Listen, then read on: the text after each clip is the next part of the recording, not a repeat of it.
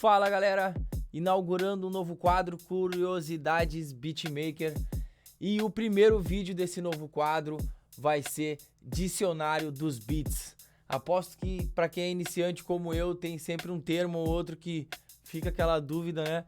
Então, eu descobri que todos esses termos se encaixam em uma linha do tempo e eu vou descrever eles todos aqui pra gente tirar dúvida, esclarecer, conhecer toda essa terminologia de beatmaker iniciante para esse mundo dos beats. E peço ajuda a Tupac e Eazy-E para que eu não cometa nenhum erro aqui e possa esclarecer esses termos para vocês da melhor forma. Então bora curtir esse vídeo. Atenção, você encontra todas as palavras ditas nesse vídeo em ordem alfabética no exato tempo que ela foi dita no vídeo. E vamos iniciar o dicionário do beatmaker iniciante. Então galera, meninos e meninas, a gente deve começar a falar sem dúvida nenhuma, e a primeira palavra é o hip hop, porque desses 5 elementos do hip hop foi onde surgiu tudo e é onde a gente teve esse grande universo dos beats, né, e possibilitando existir aí a nossa classe de beatmakers. E para começar essa descrição dos 5 elementos do hip hop, a gente começa pelo, sem dúvida nenhuma, né, o grande diferencial, que é o DJ, o disc jockey. A segunda palavra dos 5 elementos é o rap, ritmo e poesia, o rap, aqui no Brasil também, mas ele se torna gênero musical porque é incluído as rimas, né, todo esse swing, e o rap também é conhecido até mesmo sem a rima, rimado a capela. Temos mais uma palavra aqui, o MC, o mestre de cerimônia. É ele que vai rimar em cima do nosso beat. Por causa dos MCs, muitos beats foram eternizados devido às suas rimas, né? Então a gente também deve referenciar o MC aqui no nosso dicionário. Mais um termo, breakdance, que é o 5º elemento do hip hop. Por que eu tô citando breakdance aqui? A gente tem um papel fundamental como beatmaker, criar o swing, né? Deixar essa música cada vez com um ritmo mais envolvente. E isso sem dúvida faz toda a diferença pro breakdance, né? O cara que faz o break, a dança do hip hop, fazer ela cada vez mais elaborada junto com esses ritmos. Então é uma grande combinação e o beatmaker ele tem um papel fundamental pro breakdance. Beatmaker, beat em inglês, batida, maker, fazedor. Então seria o fazedor de batida, seu beatmaker. Ele não se enquadra em nenhum dos outros 5º elementos. Então a gente tem, porque tem beatmakers que não saem de dentro do estúdio, não são DJs, alguns são DJs, existem beatmakers DJs e existem beatmakers que não são DJs. Então bem tranquilo, o beatmaker tá no estúdio, eu acho que hoje ele é o 6º elemento do hip hop. E a gente tem aqui mais uma palavra que é o beat, o próprio beat, a própria batida, né? A gente não citou ela em nenhum momento, mas beat vem de batida. Então, quando você fala, né, me passa o beat, é porque tu tá esperando aquela batida. Mas o beat do hip hop, sempre lembrando, esse beat é carregado de um instrumental. A gente tem a mixagem. Por que eu tô citando a mixagem? Porque o beatmaker faz a mixagem quando ele termina o seu beat, quando ele vai deixar com a sonoridade perfeita, e o DJ também faz mixagem. Mixagem feita pelo DJ é quando ele mistura os dois sons ao mesmo tempo, tocando com o mixer, que é o equipamento que normalmente fica no meio dos dois toca-discos. Então tem que tomar cuidado que existe a palavra mixagem para utilização, mas em 2 momentos diferentes. Depois do surgimento do hip hop, com esses 5 elementos, e o 6º, o beatmaker, a gente teve gêneros que surgiram. E os principais gêneros eu vou citar aqui, posso estar estando errado, mas a gente aí que tá como beatmaker iniciante precisa estar dentro desses termos para não se confundir e ver que existem diferenças. A gente tem o gênero boom bap, mais clássico do hip hop, né? 90% do hip hop produzido talvez até hoje foi boom bap. E a gente tem o trap, que é uma novidade. No boom bap eu vou citar o exemplo Tupac e Racionais MCs. E no trap eu vou citar Travis Scott e aqui no Brasil Matuê. A gente tem o drill do Reino Unido, ele é um gênero de uma mistura, né, também já bem, e começa suas variações. Tem o grime, que é mais misturado ainda, e enfim, a gente tem uma infinidade hoje de subgêneros do hip hop. A gente tem depois, nesse surgimento dos MCs, tem dois termos que são importantes de serem citados, que é o feat e o collab. Collab para beatmaker soa mais do que o feat, porque o feat é mais dos MCs, feat é participação. Então, quando tem uma música de um artista feat outro artista, é porque esse artista contou com uma participação na música dele do outro artista. E a collab é uma colaboração, quando há uma fusão de duas forças para fazer esse trabalho. Pode ser dois selos musicais, duas bandas fazendo uma collab, né? Muito mais do que um feat, uma colaboração de trabalho. Então, a partir desse formato novo, né, o beatmaker ele passou a ter mais acesso a um estúdio. E o estúdio é um outro termo também que a gente tem que citar aqui, porque o estúdio de música, porque existem diversos tipos de estúdio, estúdios de arte, estúdios de engenharia, estúdios de desenho. O estúdio de música, ele é projetado para trazer uma acústica, um resultado de som, né, específico para a produção musical.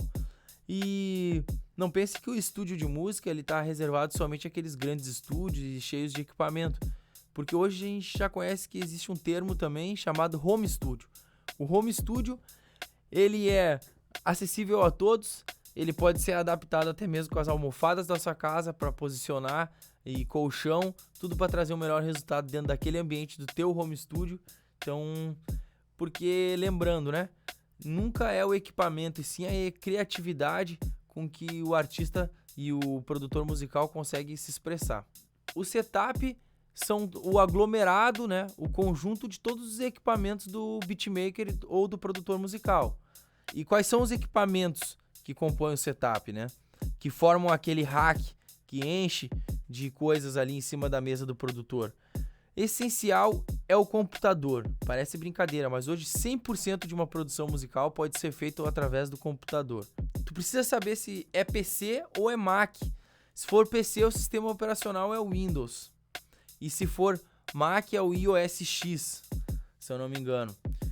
E isso vai fazer diferença na hora de baixar outros aplicativos ou softwares para fazer suas produções que são compatíveis para esses tipos de sistema operacional. Depois do computador, tu precisa de uns fones de referência. Eles não são fones comuns, existem vários tipos de fones. Os fones de referência, eles servem para a produção musical, para que tu consiga escutar as referências da melhor forma, escutar cada som distribuído da melhor forma para tu fazer a tua produção.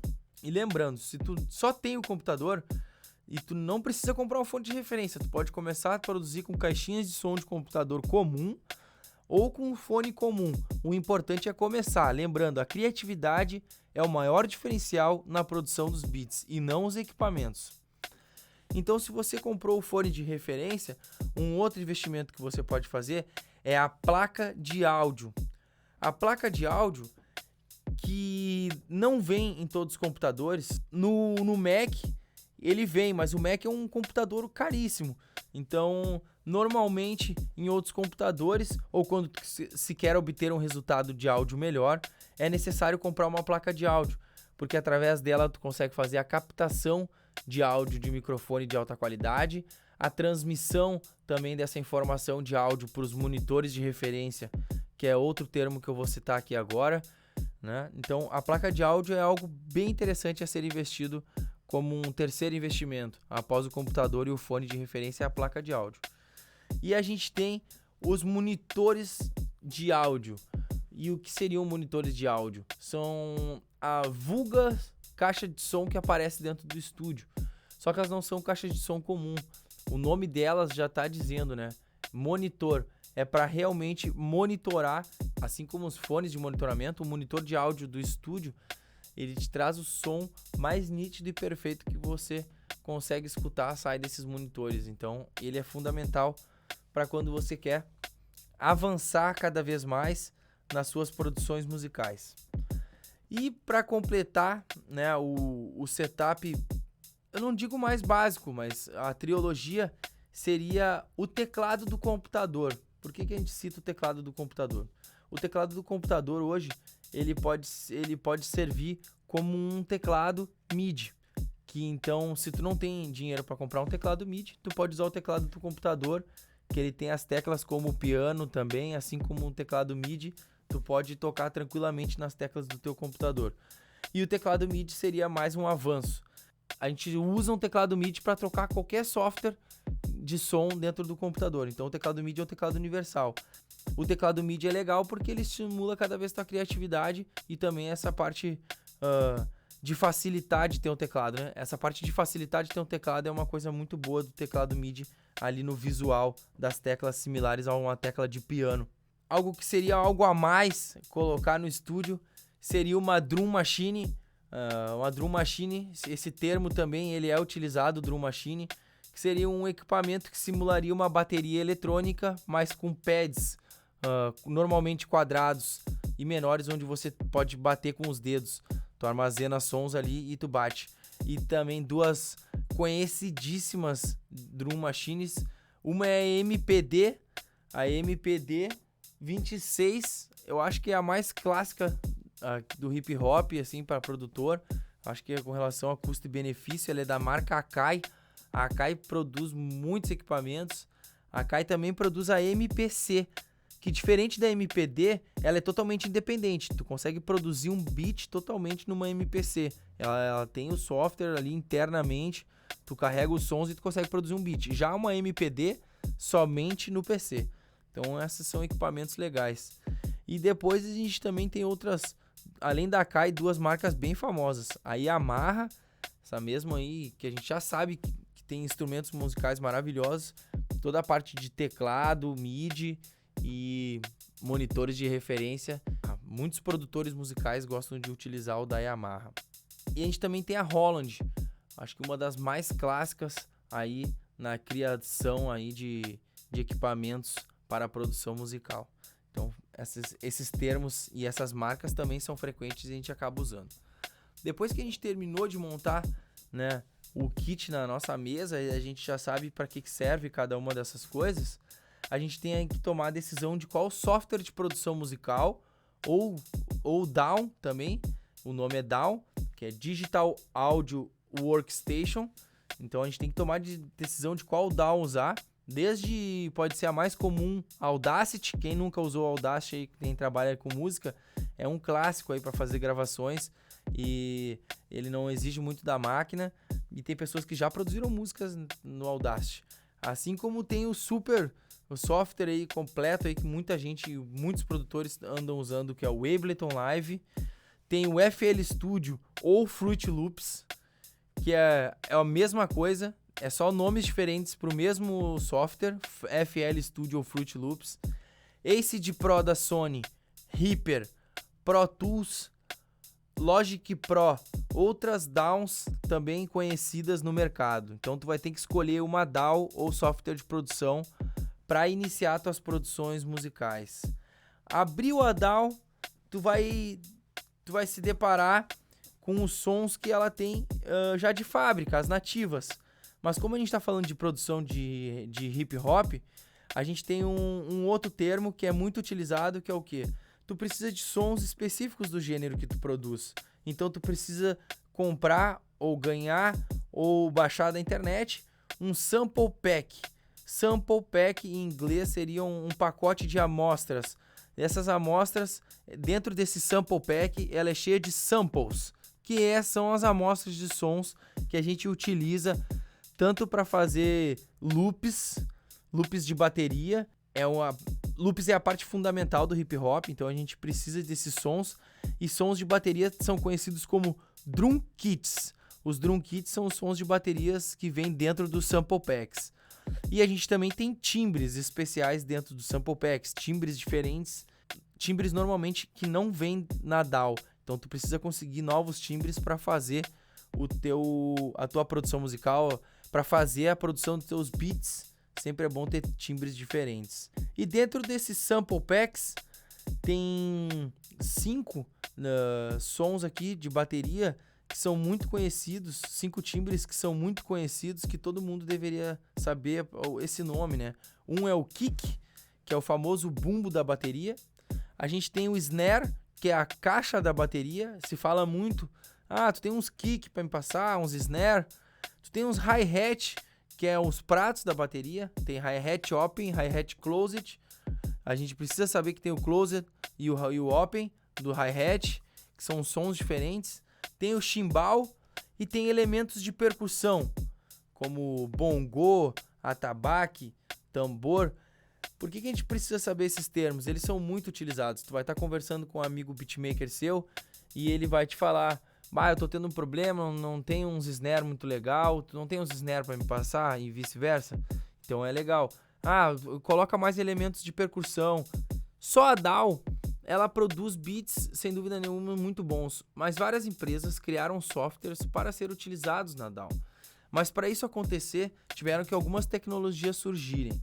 A primeira foi a MIDI, que é uma tecnologia de conexão, né, dos instrumentos. A gente consegue, tanto qualquer marca, elas utilizam a leitura MIDI para passar as informações para o computador.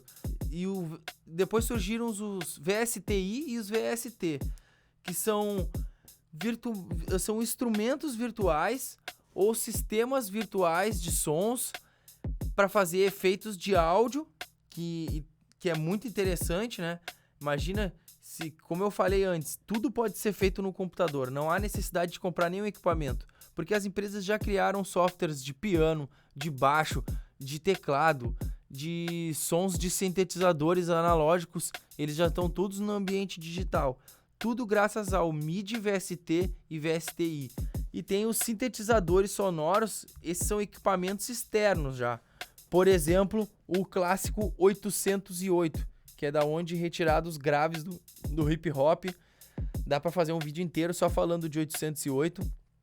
O 808 é um clássico, ele é um equipamento da Roland onde tu faz o beat inteiro nele. Ele é do passado, mas até hoje eles têm esse produto reinventado. É uma coisa que eles conseguiram fazer um grave diferente de tudo que tinha na época, e é por isso que até hoje a gente utiliza os graves do 808. E falando dos VSTs e VSTis mais conhecidos, aí eu duvido que não vai passar por ti esses 5. O Omnisphere, o Contact, a Waves, e aí a gente usa até o termo pacote da Waves, o Autotune e o Melodyne. E esses softwares que eu citei são softwares bem conhecidos que tu utiliza para fazer tanto criações de melodia ou harmonia, tanto para trazer efeitos como o Autotune que eu citei e o Melodyne, que servem para tu colocar a voz do artista no tom certo e criar efeitos de voz muito diferenciados. E depois que você se preparou, você já tá com a DAW, já tá com seus VSTs, já tá tudo pronto, você vai precisar saber um pouco sobre nota musical, dó, ré, mi, fá, sol, lá, si, as escalas musicais, que são a regra musical que tu vai utilizar para aquela música. Por exemplo, se você vai tocar em dó maior, por exemplo, você precisa respeitar as notas da escala dó maior até o fim da tua produção, para que não soe errado ou diferente, para que não soe estranho o seu beat.